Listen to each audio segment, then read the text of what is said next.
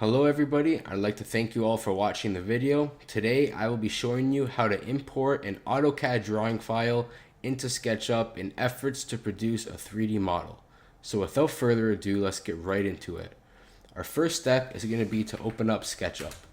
For our purposes, we will be using urban planning meters as it is most suitable.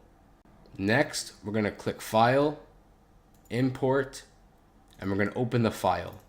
So there we go, we have it imported. To actually extrude the buildings, first we're gonna explode it. So because our geometry is all correct in CAD, when I draw the line, it should automatically create the face as such. Beautiful. Barrier-free curb cut for all used that know IOTA. Accessibility for Ontarians with Disability Act. Accessibility for Ontarians with Disability Act. My apologies. Barrier-free parking. Got some nice curbs, all to municipal specifications. Give it a slight, there we go, slight extrusion. And I will actually show you folks what this site looks like when it's all dressed up. All right, folks, and this is that site done up a little bit, slightly. I still have to fix some of my lines here. Some of my line work is a little bit off.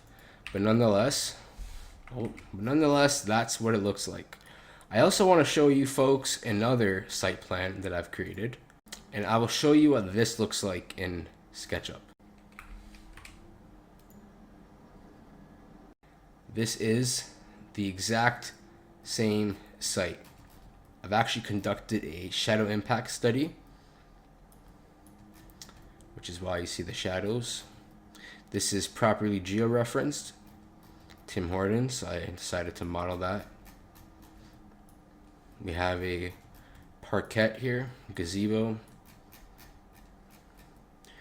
Features 2 courtyards, maybe 3 if you consider this a courtyard. Barrier-free parking, underground parking. It's a nice place to live, folks. I also went ahead and modeled the surrounding neighborhood context. As you can see, the buildings here. So based off this model and the surrounding neighborhood context, one could say that the predominant built form is single detached dwellings, as we have here. So that was my justification for only going 4 stories high. 3 stories if you don't include the ground floor commercial. Some students did 15 stories, 21 stories.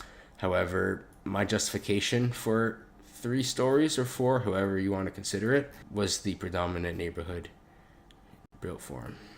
That about sums it up for today, folks. I'd like to thank you all for watching. Make sure to drop a like, comment, be sure to subscribe. Thank you.